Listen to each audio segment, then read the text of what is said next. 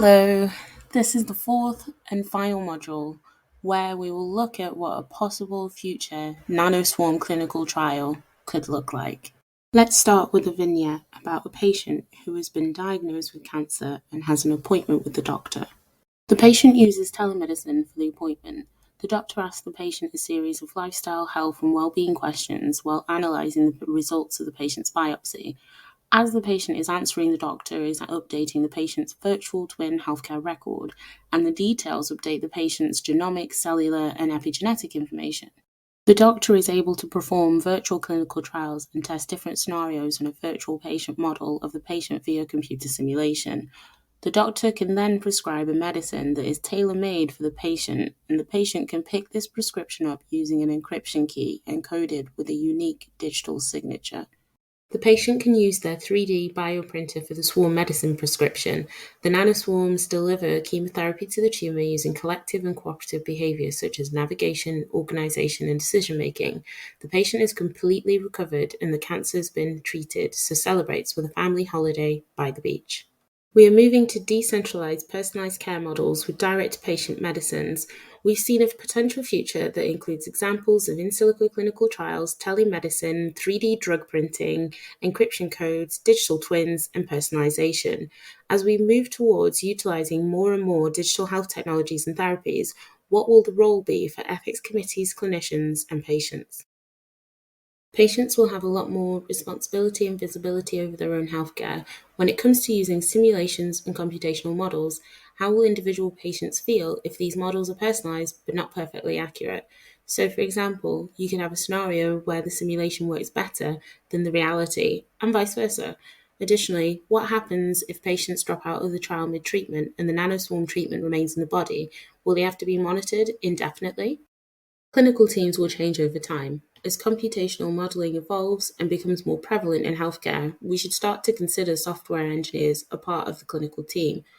Will clinical researchers trust the system if the patient outcome is different from the simulation? Is there an expectation for clinicians to understand the algorithms and explain this to the patient? Lack of transparency in artificial intelligence systems could impact informed consent. As it becomes unforeseeable how these systems reach decisions, there could be a call by policymakers for prospective and retrospective transparency. In moving forward to rethink the role of research ethics committees, also known as RECs, we should not forget the role that RECs were created to play, and we need to be sure that the digital health ethical reviews we put in place are not at the expense of the safety of research participants, especially those who are most vulnerable. To make decisions on new technologies, such as nanoswarms, RECs should not only consider the technical information, but also their own experience and deeper understanding of both the illness and the patient. Although nanoswarm technology can create new risks, it can also present opportunities to improve consent discussions with patients. This will help create a collaborative partnership with local communities. In future, a collaborative approach and the focus on the ethics component of the review will be an essential part of all digital health technologies. Emerging technologies are presenting us with profound questions about how we can and how we should arrange our society. As artificial intelligence, robotics, and related systems promise great benefits, we are nonetheless left to deal with the challenges. With the increasing capabilities and increasing prevalence of emerging technologies, decisions bearing great ethical significance must be addressed, and we urge diverse stakeholders, from academic fields and policymakers to private corporations and the wider public, to come together to raise their awareness and constructively raise their voices. We need to be alert to manage and guard against risk as long as we have the foresight and motivation to do so. Ethics is still an important part of translation to the clinic of new technologies, and committees will have a part to play in future. In this final module, we looked at what a future nanoswarm cancer clinical trial could look like.